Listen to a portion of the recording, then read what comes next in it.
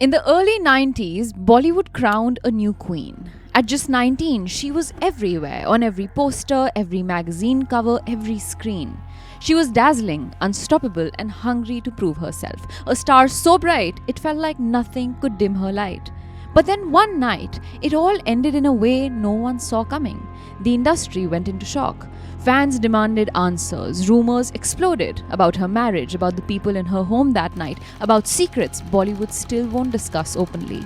Decades later, questions remain.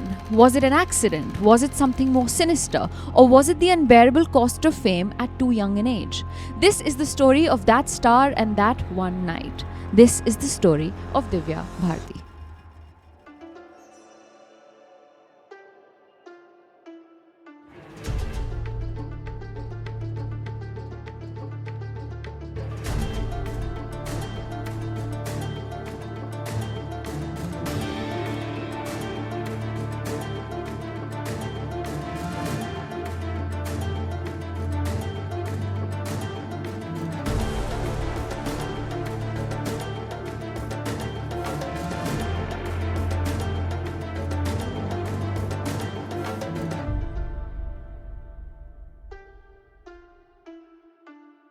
Hi everyone, welcome to the Desi Crime Podcast, a show where we dive deep into some of the craziest cases from around South Asia. I'm your host Aishwarya. And I'm Aryan. And this is my new co-host, the new Desi Crime book. Hi Aishwarya, it's a pleasure to meet you. It's a pleasure to meet you too, book. I'm better than Aryan, aren't I, as a co-host? Just because it stays quiet and says absolutely nothing. What do you tell our listeners to do with me? Go buy it. Link is in the description. The book is now available for pre-order on Amazon. Go place your order so you can get your hand on this really, really cool new Desi Crime edition.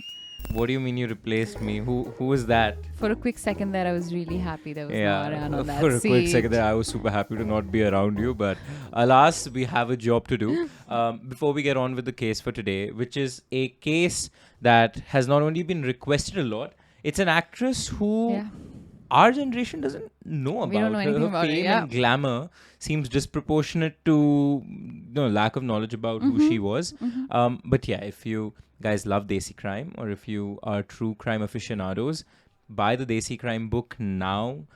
You get to hear or read some of the best Desi crime cases we've ever covered, formatted and updated. Plus, you also get a couple of new stories that are exclusively just for the Desi crime book. So head to the pre-order now, link in bio. And with that, let's get on with the case today. Let's do it.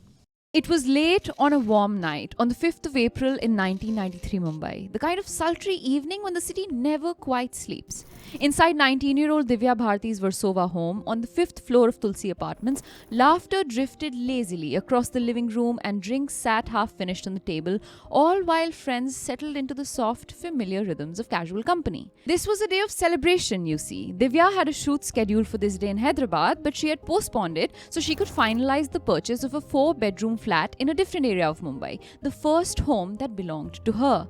The one she was living in now, in Versova, felt like her own, but it really wasn't. Reports suggest she was just a tenant there after the home was given to her by her husband, but the home was neither in her name nor in her husband's. This new home, however, this was hers. A gift to her parents after years of their love and support had made her an overnight sensation in Indian households. She was supposed to leave for a shoot the next morning as well, on the 6th, but having postponed it due to a minor foot injury, for which she was made to wear a band-aid all over her foot, she had spent part of that morning celebrating with her brother in Mumbai itself. And now in the evening, she was celebrating with some of her closest friends. Divya was in her element that evening, at ease, dressed in simple clothing, moving restlessly between the living room center and the large window that adorned the wall of the room, teasing her friends, laughing a little too loudly, occasionally leaning outside to feel the cool breeze on her face. It was supposed to be an ordinary evening, just a small, private get-together among people who knew her well. The kind of night you don't remember later because nothing significant is supposed to happen. In that 5th floor flat were 4 people. Divya herself, her close friend and fashion designer Neeta Lula, known to be behind some of Divya Bharti's most iconic film outfits, Neeta's husband Dr. Shyam Lula, and Divya's long-time house help Amrita. They were people who had seen her rise from a precocious teenager to one of Bollywood's most bankable stars in just a few years. And if there were tensions beneath the surface about her recent marriage, her frantic work schedule, her struggles with fame, they were buried for the moment under the familiar comfort of friendship and routine. But even in the dim, hazy warmth of that night, there were subtle signs that something felt different.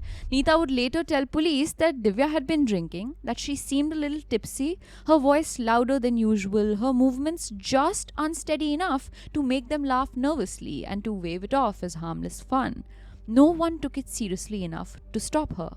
At some point that evening, Divya drifted to the 12 feet wide window in her living room, one with a narrow concrete ledge with no protective grille that is common for security reasons in so many Mumbai flats, where she liked to lean over and look down at the city, often calling out to check if her driver or husband had arrived. She did it all the time, an unremarkable habit that had never frightened anyone before. Neeta remembers it in terrifying, disjointed fragments. The sound of Divya's voice floating back over her shoulder, saying something about whether her husband Sajid's car had arrived, the way she shifted her weight to get a better look, the sudden lurch forward that didn't look like anything at first except an unsteady misstep. And then the horrifying realization that she was gone, already tipping over the edge with her arms flailing and her hair whipping back in the wind before vanishing from sight entirely. For a long moment, no one moved. The laughter died instantly, leaving an unnatural silence in the room that felt like the air itself had been sucked out. And then Neeta began screaming. She ran to the railing, leaning over so far herself that Dr. Lula, her husband, had to grab her arm. And below them, in the cold pool of light cast by the building's security lamps, they could see Divya's crumpled body lying motionless on the hard concrete. Amrita, the house help who had been with Divya for years, dropped to the floor in shock, rocking herself and sobbing uncontrollably in a hoarse wail that just refused to stop. Neeta's screams turned to pleading cries, calling for help into the night air that suddenly seemed too vast and too empty to answer. Dr. Lula, with his medical training suddenly hitting him like a rock, even in a moment of personal tragedy, was the first to move. He bolted for the door, taking the stairs two at a time, barely pausing to acknowledge Mr. V. Menon, a neighbor and film financier on the second floor, who had opened his door to the commotion, wide-eyed and startled. Without wasting a word, Menon followed Dr. Lula, the two men racing through the dark corridors until they burst out into the building's compound.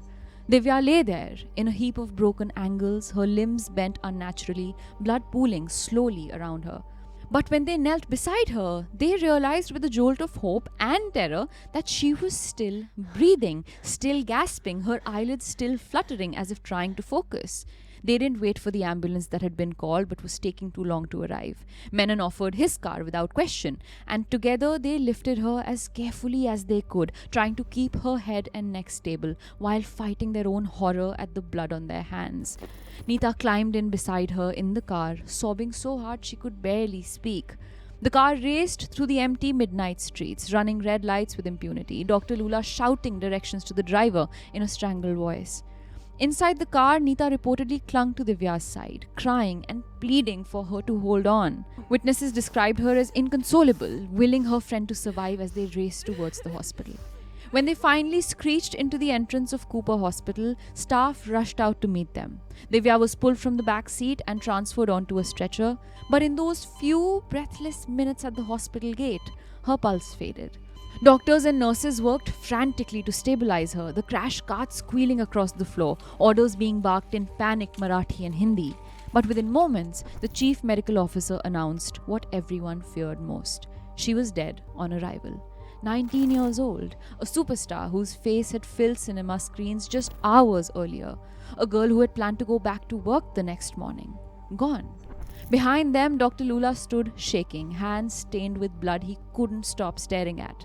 Mr. Menon, the neighbor, turned away, pressing his palms into his eyes. Amrita, the house help, collapsed in the corner, screaming until she began to choke on her own sobs. Neeta was inconsolable, repeating Divya's name in disbelief, her voice cracking until it gave out entirely.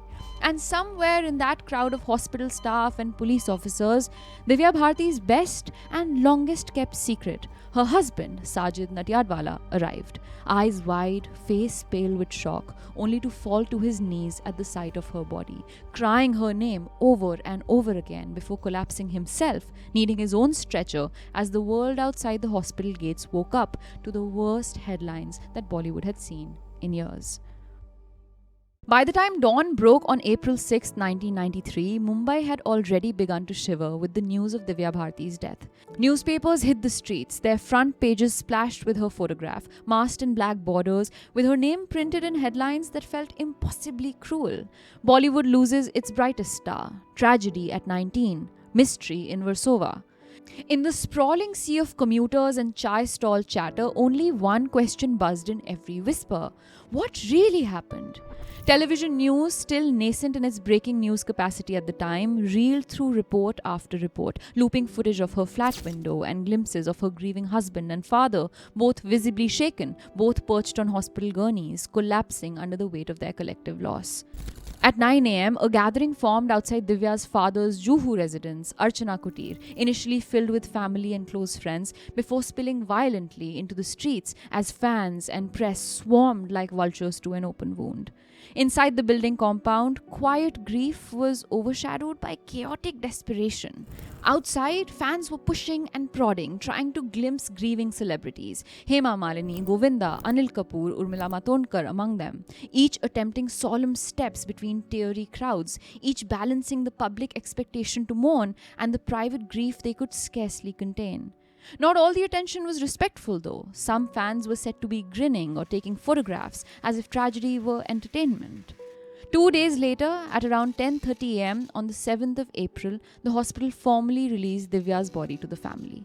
She was then dressed beautifully in bridal clothing, a red and gold sari, glimmering jewelry, sindoor in her hairline.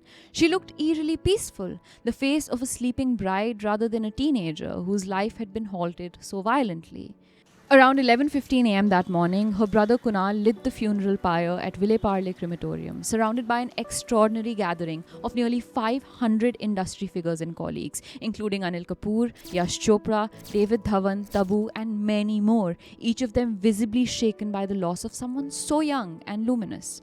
By noon, Mumbai's skyline looked the same, but the city felt different. A collective hurt had seeped into its cracks. Gossip columns brimmed with conflicting theories. Accidents sparked by intoxication, depression, a tragic misstep, or something far darker. Bollywood insiders were silent or evasive, leaving rumors to grow like weeds. And so even before the flashbacks to her meteoric rise began, there stood the inescapable truth. The nation had woken up to a loss it was barely equipped to understand, much less accept, all before it had even begun to ask the hardest question: how did this happen? And to understand how it happened, we need to go back in time, to the year the star was born. Before the night that stunned the nation, long before the tragedy that would transform her name into a whisper of suspicion, there was a little girl whose presence burned bright enough for people to notice. Born Divya Om Prakash Bharti on February 25, 1974, in Mumbai to Om Prakash Bharti, an insurance officer, and Meeta Bharti from middle-class Punjabi household, her earliest years painted a portrait of a restless spirit in a gentle body. She grew up in Juhu alongside her younger brother Kunal and a half-sister Poonam in a modest home filled with laughter, known even then for her doll-like looks and an energy that seemed to light every room she entered. She attended Manikji Cooper High School in Juhu, a school that produced future industry names like Farhan Akhtar and Rani Mukherjee. But school was never her passion. She left after the 9th grade to chase something far bigger than textbooks and report cards.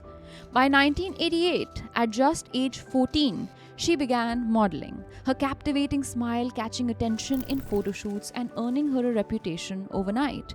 It was that same year that she caught the eye of filmmaker Nandu Tulani and was even cast in the Hindi film Gunahon Ka Devta, though her scenes were eventually cut. Shortly after, she was considered for Radha Ka Sangam opposite Govinda but was replaced, each near miss only sharpening her resolve. Aishwarya, it's all great to say she was looking great on the camera and caught everybody's eyes. She's 14. Yeah. She is not only is she a minor, she's a minor. Yeah. And for her to stand out to male directors going, would make a great... There's something very weird about it. Very weird about it. And just the modeling space in general is rife with stories of drug abuse, sexual abuse. To put a 14-year-old through that, to me, it is the responsibility Exactly. Also, Shwara, it's not like... So there's a difference between model shoots, say, of a 19, 20-year-old model that are explicitly to be, sexualized or glamorous. And you understand, those are the intentions that both parties are going in with, right? Everybody knows what's happening. And then there are child shoots, right? When you're 5, 6, 7-year-olds. The gap shoots. The gap shoots where they're deliberately cute and whatnot. 14 is this precarious age. Where you're neither here nor there. Where you're neither here nor there. Now, if you're doing a children's shoot for a 14-year-old, fine. Go for a younger person. But sure, why not? But that's clearly not what she's doing. This wasn't. It's salacious shoots. It's where a 14-year-old is being objectified. So obviously the kind of people involved in a shoot like that, I would say there'll be quite a few... And the really interesting thing to note is that salacious to us now is a lot different than salacious back then. So when we look at those shoots now, they don't seem salacious. She's fully dressed in a sari, you know, she's looking beautiful. There's nothing overtly sexual about it, but to me, it's the intention. The intention. And in 1993, for a 14-year-old, that was salacious. Yeah, for sure. Yeah. It's a 14-year-old. Yeah. After all of these near misses, she shifted focus south, debuting in Telugu cinema at age 16 in Bobili Raja in 1990, opposite star Venkatesh. The film was a blockbuster, thrusting her into the spotlight, and in her second year in Tollywood, she carried 2 movies, Assembly Rowdy and Rowdy Alludu, to success, proving her versatility, able to play sweet, romantic types one moment and fiery heroines the next. Her charm, paired with her expressive eyes and boundless energy, earned her a rapid rise, a Nandi Special Jury Award, steady acclaim, and the burgeoning title of a South Indian sensation. But Divya was aiming bigger, with a fierce ambition that outstripped regional fame. In 1992, she set her sights on Bollywood.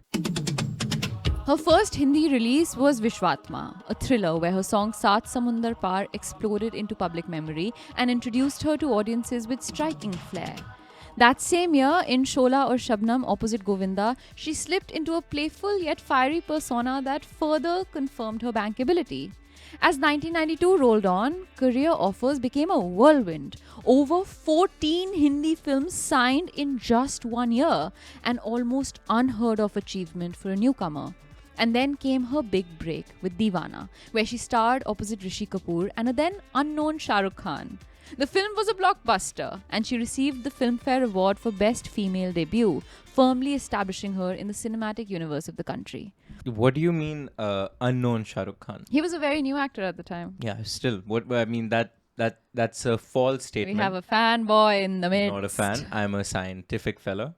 And it is unscientific to call Shah Rukh Khan at any stage of his career unknown is a simple claim I'm making. The science here... With that, Ashwara, let's move on with the case. This is not up for debate. The only science here is that Shah Rukh Khan causes physiological changes in Aryan's body. A fluttering heart might be the symptom, dilated pupils, you know the drill. Yeah, just science.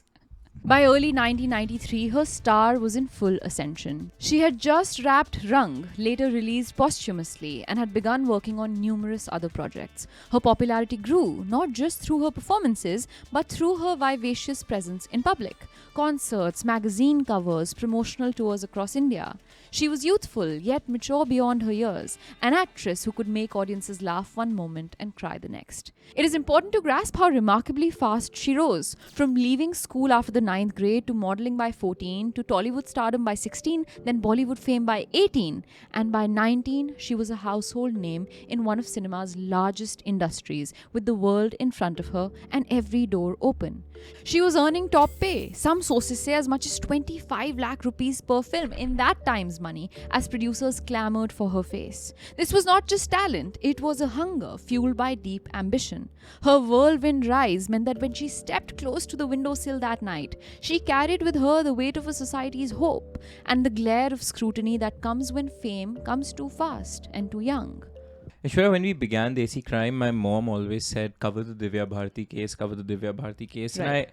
And until this point, I didn't truly grasp how big an actress she was. Right. Now, in telling the story of somebody, there is always a tendency to exaggerate how great their achievements were. So let me ask you, was she the biggest actress of that era, of the year she was a star? 100%. I Oh, think wow. because she was such a new face as Yeah, well yeah, yeah. and so Can young. you give a corollary to modern times so people understand? Would she be an Ananya Pandey? What came to my mind, the corollary was the year Alia Bhatt sort of came Oh onto my the screen. God. That's what came to my mind. And I would love for our older audience to sort of chime in on this, because obviously I'm just gauging from everything I've Yeah, read. what were the vibes like when she was an actress? How much was she talked about? Because if she was anything like Alia Bhatt, huge Yeah. crush. Screw you, Ranbir. Point being that if, God forbid, anything happened to her during the rising stardom, I mean, I could only imagine how it would shake the Yeah, country up. yeah. Because, yeah. So now I'm sort of, I'm getting what her death meant. Meant to And the I'm people. getting why people, I mean, you take the SSR Sushant case, right? When there is such a loved figure, whatever the reason behind one's demise may be, people will speculate. 100%. And in this case, again, accidental slip. It's just so hard to get yourself to believe it. that. In an industry that's already a little bit secretive, they guard it. And we'll get into reasons of why people don't quite believe this. And I would love to hear from you Yeah. what it sounds like. Okay. Because it really is a whodunit. Hmm. So, yeah. Now, if Divya Bharti's career was meteoric, her personal life was the stuff of whispered legend, a drama unfolding behind closed doors, told in sidelong glances and half-truths, until the day it finally burst into the open in the worst way imaginable. While tabloids focused on her teenage stardom, what few people knew was that by the time she was just 18, Divya was already deeply entangled with a man nearly a decade older than her, film producer Sajid Nadiadwala, the man behind movies like All of the Housefuls, Tamasha, Highway, Two States, and many more. Some say their paths had crossed on film sets, industry parties, screenings, while others say the two were introduced by actor Govinda. In those blurry, perfumed spaces where reputations are made and unmade over drinks and deals, the two had slowly fallen in love. They had fallen in love after she turned 18, Yeah. From reports. from reports. Right. And they got married around the age 19. Correct. Yeah. Come on. Yeah. No, I agree. I mean, listen, Sajid, cast me in a film if you ever do. I'm not, not throwing shade, but yeah, I mean, I don't believe that. I will say the only caveat to this is that my parents have kind of a similar. Aishwarya, I understand. My mom was 18 when. I understand that. I'm saying this is not an arranged marriage that turned into a love marriage. Yeah. This is Bollywood love, Bollywood romance, where flings and sexual promiscuity, these things are quite common. Right. And It's so, odd for sure. yeah, the courtship period is usually longer. Somebody to dive into a marriage, both were young. I mean, Sajid was also, what you said, 10 years older, so he was maybe 27, 28. It's very weird to marry an 18-year-old in a progressive place like Mumbai. 18-year-old marriage, it's still child marriage to me for all intents and purposes. 100%. Mental acuity wise, it is Yeah, right there. of course. The girl has dropped out of 9th. Yeah, it's weird. I'm I agree. just pointing that out. Sajid was from a storied Bollywood family himself, related to filmmaker A.G. Nadyadwala, and was beginning to make his own name as a producer. He was sophisticated, well connected, and more importantly for Divya, entirely smitten. Theirs was, by most accounts, a whirlwind courtship. She was 18, he was 27, like we discussed. In another world, it might have been dismissed as a teenage crush. But Divya, ever impulsive, ever determined to live on her own terms, saw no reason to wait. Neither did Sajid.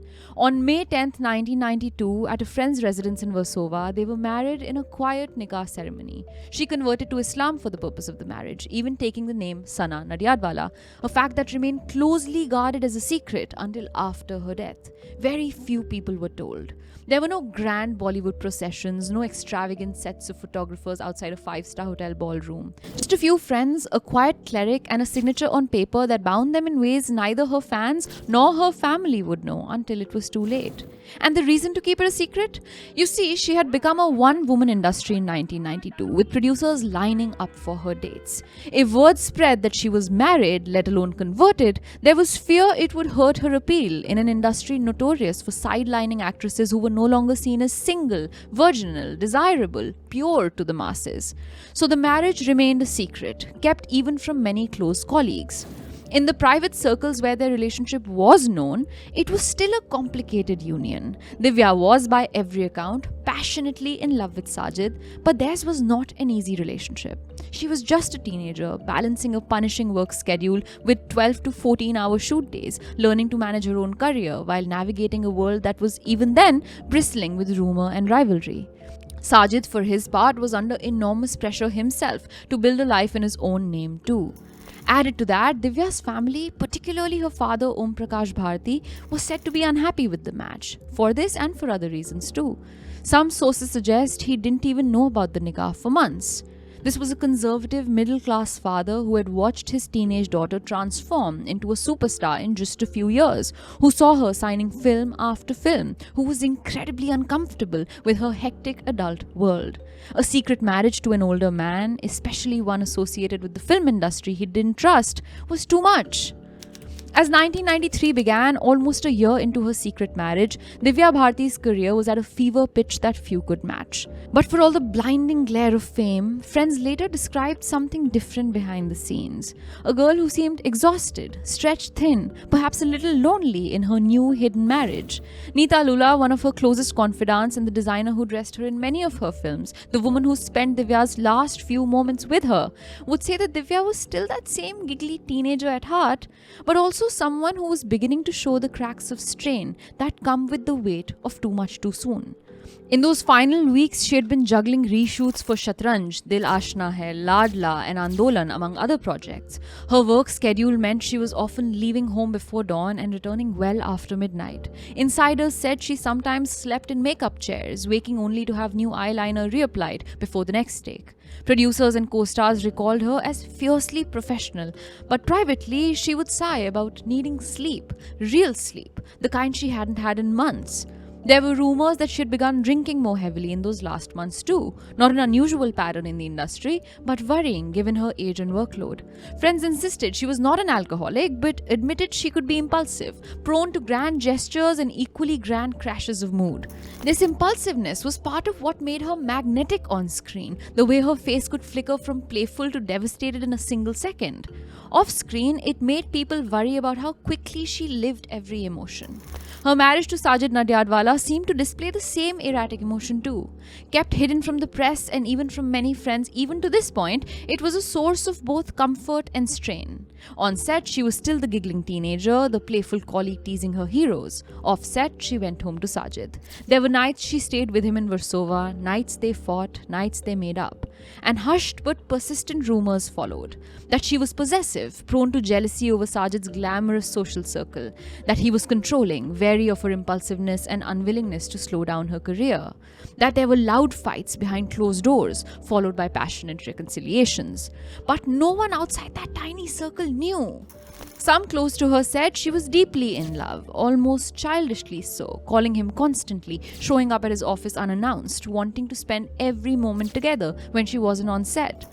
Others claimed the relationship was marked by volatile fights, with both too young or too stubborn to find steady ground. In one of the weeks before her death, she reportedly argued with Sajid about his social circle, about parties he attended without her, about industry whispers she didn't want to hear. Yet everyone who knew said that they always made up quickly, that the bond between them, secret or not, was genuine. Sajid himself would later say that she was the love of his life, that even decades on, he never really recovered from losing her. In those final days before April 5th, she shot major scenes for Ladla, reportedly improvising emotional dialogue so convincingly that crew members applauded. She also found time to call friends, to plan dinner get-togethers, to shop for decor for the new home she was days away from purchasing. She told people that she wanted to redo her flat, that she was making it perfect for married life. And then abruptly, seemingly out of nowhere, came the night itself. It wasn't meant to be anything grand, just a casual evening home, drinks and a movie with Neeta and Dr. Shyam Lula. Sajid, by most accounts, was expected to come later. Some reports suggested Divya had even called to ask where he was, or that she was waiting for his car to pull up. What we know is this: she was in good spirits at the start of the night. She poured herself drinks, joked with Neeta, lounged in an oversized t-shirt as though she were only 19 years old, unwinding with friends after a long week. But there was also small, unsettling moments that night. Nothing big enough to frighten anyone, just enough to make people think after what went down later. Some slurred words, some tipsy footsteps, and in the middle of all of that, there were phone calls. Some say to Sajid, checking on when he would arrive. Others claimed she sounded fretful, wanting to know if he was coming or if he was at another party. There's no definitive record of those conversations, just fragments offered by friends and investigators later on. But what everyone agrees on is that she seemed determined to wait up for him, to watch the street for his car from her window. It was a detail that would haunt everyone who loved her, because when the night ended, there was no husband's car waiting, only the unbearable silence that followed the fall. At 11 p.m., she stepped closer to the window for the last time. Neeta would later describe it as sudden, unremarkable, but nothing alarming. She had done it a dozen times before. She leaned forward over the ledge, peering down, and then it happened. A shift in balance, a stagger, the sound of t-shirt fabric brushing concrete, a short cry cut off mid-breath. By the next morning, the country knew. And they knew not just of her demise, they knew also of everything else. When police began questioning Sajid about the events of the night, about why they lived apart even though they were husband and wife, about how much he knew of her state of mind, the secret was torn open in front of a stunned nation. And so when newspapers printed his name the morning after her death, they didn't just print the story of a fellow colleague in sorrow, they wrote of a grieving widower. They revealed the hidden life of a star who had balanced fame, love, duty, and fear all at once, and who at just 19 had made adult decisions the industry would pick apart long after she was gone. Back at the apartment, police arrived from DN Nagar station within an hour. The Lulas had phoned them. By the time investigators began examining the scene, the now infamous window sill and the area surrounding it was deserted but telling. Now it is key to note that many say that she fell from a balcony, and every time I read that, I too kept visualizing a balcony without a safety grille and kept telling myself that an accident doesn't sound so far-fetched from a setup of that kind. But the moment I looked up pictures of her apartment and this balcony, I was like, hold on, this isn't a balcony at all. It's a huge window with a sort of tiny little edge on the outside. A 12-feet window, so large enough for someone to fall through by any standard, but still, to me, it changed things a little bit. A fall from a window, doesn't seem as obvious as a fall from an open balcony. Suddenly, the idea of slipping in your living room and falling from that window began to feel a little more implausible. When officers arrived at the scene, they noted there was no safety grille, no barrier, like I've mentioned before. But they also allegedly noted something else. The lack of an auto stopper, the mechanism in windows which prevents a window from fully opening for safety reasons. Now, this isn't initially alarming on its own because there are lots of windows without auto stoppers, especially in India and especially in 1990s India. In fact, I checked during my research into this case and no window in this studio right now has an auto stopper, even though it's on the 13th floor. But why it's weird in Divya Bharti's home is because some reports state that her house help came forward to say that her window did have an auto stopper that seemed to not be there the night she fell and died. This detail is very sparingly mentioned, so I don't know how factually correct it is. But if it is, it doesn't get nearly the amount of attention it deserves. Inside the living room, the police found a half-filled glass on the living room table, a bottle of whiskey, a bottle of white rum, and 2 smaller glasses. Nothing alarming, no evidence of signs of a struggle or anything, just enough alcohol to possibly explain her random fall. But then they noticed something else that's odd. The concrete where she fell, that wasn't just a random passageway into her apartment building. It was a parking lot with tons of cars that remained parked underneath, especially at a time like 12 a.m. in the night, the time she fell. But curiously, on the evening of her death, there was not a single car parked underneath. Not one, according to some reports. When the police questioned local guards and neighbors, all of them agreed that was not normal and highly out of the ordinary. Had there been cars, something would have broken Divya Bharti's fall. She wouldn't have fallen on straight concrete. And considering the fact that she stayed alive for a while after falling on concrete, chances are she may be alive today had there only been a car parked underneath, like there was every other evening. After noticing these oddities, the police then took statements from Neeta and Sham, who described the fall as an accident. Neeta insisted, no fight, no push, no suicide note, no clue this was intentional, but the police were cautious. They registered a case of unnatural death. Now, if there are facts in this case like the Windows auto stopper that don't get enough attention, there are facts in this case like the unnatural death ruling that get way too much attention.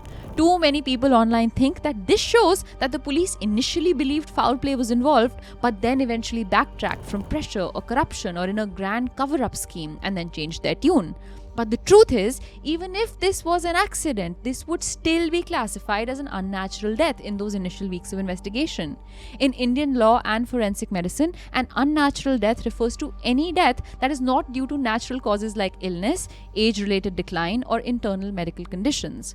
Under Section 174 of the Criminal Procedure Code, any such death must be investigated thoroughly after being labelled an unnatural death. So this was standard procedure being followed in this case, not a hint to some conspiracy. After this unnatural death ruling though, step 2 was a postmortem. The postmortem reported listing nothing suspicious. Head injuries consistent with a high fall onto a head surface. There was mention of blood alcohol levels, but no conclusive finding of intoxication so extreme that it alone explained a fatal stumble. Yet, despite the autopsy and the testimonies, the questions refused to go away. Why was she leaning so far? Why did no one stop her? Was there an argument on the phone? Did anyone push her? Did she jump? Or was it, as police ultimately ruled, just a tragically avoidable accident, a slip of a 19-year-old trying too hard to see if her husband had come home? In the official record, Divya Bharti's death was ruled an accident, an unnatural death resulting from a fatal fall from the window of her Versova apartment. The case was closed 5 years later in 1998 with no arrests, no charges, no trial. But outside the police station walls, in living rooms across India, in Bollywood's back rooms, in pages of scandal-thirsty tabloids, and decades later in countless Reddit threads and late-night YouTube dives, the debate has never really stopped. Because the simplest explanation that a 19-year-old slightly drunk leaning over to spot her husband's car simply lost her balance and fell 5 stories to her death never felt satisfying to those who knew her. It felt to many like the industry's neatest possible answer to its messiest, most devastating question. From the very first day, people asked why a girl so familiar with the space would lose her balance at all. This wasn't a tourist in an unfamiliar hotel, this was her own apartment, one she'd carefully decorated, where she routinely leaned over to call down to her driver or to check if Sajid was arriving. The window and gap in the wall was a standard Mumbai design, waist high, no grill or railings, undeniably dangerous if one leaned too far, but not so dangerous that simply looking down, like she had countless times before, would inadvertently lead to a fall. Why was this night different? And there was the fact of her personality too. Divya was famously impulsive, but she was also fiercely aware of how much was riding on her body, her face, her presence. Friends said she was careful to avoid even minor injuries on set, knowing they could derail weeks of shooting schedules and make her miss work. Then came the darker speculation: suicide. In the days after her death, tabloids ran lurid details suggesting depression. They pointed to rumors of mood swings, heavy drinking, fights with Sajid, the exhaustion of a work schedule that had broken even seasoned actors. There were claims of fights about money, her secret marriage, about the stress of lying to the world, about being married at all. But there was no note, no direct evidence she meant to die. In fact, who finalizes a deal on a new house the morning they intend to take their life? Sajid himself staunchly maintained for decades that they were planning a life together. They had spent the day before shopping for furniture. They fought, yes, but they always made up. He called her, like I said, the love of his life and refused to believe she would ever willingly leave him that way. But then, a month after her death, something unbelievable, something really eerie happened. One of three major witnesses who might have offered another perspective was lost forever in the strangest, saddest way. Amrita, Divya's long-time house help, the woman who had cooked for her, laughed with her, watched her transform from a teenager to a superstar. After Divya's untimely death, she couldn't seem to stop screaming. Neighbors said she wandered the flat in the days that followed, crying into her hands, talking to Divya's photographs as though they might answer her. She reportedly refused to sleep in her own bed, afraid of closing her eyes.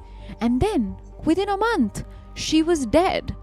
Officially, it was a heart attack, but in hushed tones, people called it something else. A heart that broke so violently, it simply stopped. Some said she died of shock that never ended, that the memory of that night never let her go, as if the flat itself had claimed one more victim. Others claimed she too fell prey to whatever or whoever took Divya's life. This second death only fueled the darkest theory in this case, that Divya didn't jump, she was pushed. Bollywood in the early 90s was no stranger to whispers about the underworld. Rumors about connections between Bollywood producers and underworld financiers had begun swirling. It was whispered in industry corridors that certain films were funded by shadowy men with thick accents and thicker mustaches, that producers who displeased them risked more than a flop film at the box office. This was the era when producers got late-night calls from Dawood Ibrahim's men demanding money or casting changes, when saying no to the wrong person could mean you'd find your house riddled with bullets. It was an industry financed in part by black money, held hostage by threats, and too proud to admit it publicly. Sajid's name had slowly begun appearing in those rumors, always denied, always unproven, but never quite forgotten. His film Har Dil Jo Pyar Karega, starring Salman Khan, Preeti Zinta, and Rani Mukherjee, notoriously came to be known as a film financed by the infamous Indian gangster and terrorist Abu Salim. Aishwarya, I don't know if it was this film or some other one, but when we covered the T-series case of Gulshan Kumar, it came out that it was one of Preeti Zinta's films only, where Abu Salim, in fact, was involved, who was also involved in the assassination of the T-series founder. Right. And so black money clearly 100%. Was involved. Another point is that, of course, to me also it appears like an accident. I'll use Occam's razor, right? The simplest explanation is probably right. Because we know people die in some of the most, mundane ways. Take the example of Babur, was it, who fell off the staircase of his library and died that way while surviving wars. So, that does happen. And Mumbai balconies, for anybody who hasn't lived there, they're... if you're intoxicated, I wouldn't advise anybody to be near one of those windowsills.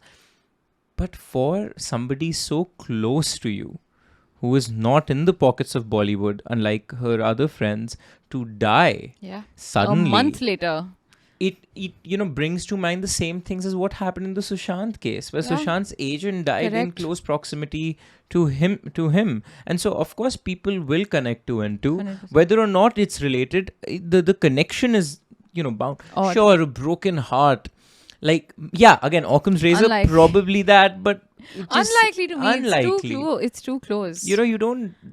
People have died of shock. I get it. But people lose their partners, their parents, their children all the time. This was your employer. Yeah. So it's difficult to believe. Yeah, it's I just, agree. it's just difficult to believe. Now, these underworld financing rumors are ones that Naryadwala has always denied, claiming, quote, "Why would I need the help of the underworld? Only those who have no access to the stars will need to use the underworld's clout. I had been doing films with Salman Khan for years. I knew Preeti Zinta and Rani Mukherjee very well too. And my film was a relatively small one, made in 11 crore rupees. It was not one of those huge productions that needed outside help. For heaven's sake, we've been financing outside films, so where is the question of us seeking any kind of help from the underworld?" End quote. But that didn't stop the country from wondering. People now whispered that Divya knew too much, or that she had threatened to expose something, or that a fight that night turned deadly. People would begin to claim that Salman Khan somehow figured in the story, not with any direct evidence, but through cryptic connections and notorious feuds.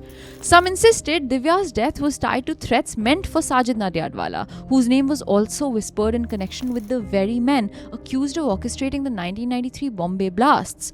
Those blasts ripped through the city just weeks before Divya fell, killing hundreds, and it was no secret that Bollywood money and underworld connections featured in the conversations of the blasts. Those were the blasts after which actor Sanjay Dutt was arrested for possessing illegal arms supplied by the bombers, sparking national outrage. Numerous producers and stars were linked, directly or socially, to gangsters through parties, extortion, or protection rackets, though most were never formally charged. The blast marked a turning point, prompting a crackdown on underworld influence and eventually leading to the legalization of formal film financing in India. To many, Divya Bharti was part of the fallout of these blasts, one of the many young lives lost, not in the blasts directly, but because of them nonetheless. But again, there was no evidence to ever prove any of this definitively, not that was ever publicly revealed at least. The investigation found no credible link to any gangland threat, yet the rumor stuck, because it was too cinematic to ignore. And then there was the marriage itself, the biggest secret of all. When that came out during the investigation, it only made people wonder more. Why so secretive? Was she unhappy? Did they fight that night on the phone? What were they arguing about? Sajid, for his part, collapsed in grief so total that it became its own headline. He was reportedly sedated at the hospital after seeing her body. He retreated from public view for years, refusing to talk about what happened in any detail. That silence didn't quiet the speculation, it nurtured it. The police investigation itself was, by many accounts, frustratingly inconclusive. Forensics in 1993 Mumbai were primitive by modern standards, and in the end, like I said, the official ruling was accident. An avoidable, tragic accident. The simplest explanation. The least disruptive to everyone left behind. But maybe that's exactly why so many refused to accept it. Because she was just 19. Married in secret, overworked, in love but insecure, caught between teenage dreams and adult consequences, on the verge of something huge and something terrifying at the same time. And then, with no warning anyone could prove, she fell. No note, no confession, no trial. Just a city that woke up to see her face on the front page, framed in black, and wondered how someone so irreplaceable could vanish so quickly, so pointlessly. And so the questions refused to die. These questions never had answers. Maybe that's why they're still being asked today, whenever someone shares her photo with the caption, "What really happened to Divya Bharti?" If you like what we do here at Desi Studios and absolutely love what we're wearing today, this is merch you can go buy all for yourself. You can buy this Desi Crime merch in our YouTube store on the link down below at Karak Merch. Keep the engines at Desi Studios rolling so we can pay our videographer right behind the camera to make these amazing episodes just for you.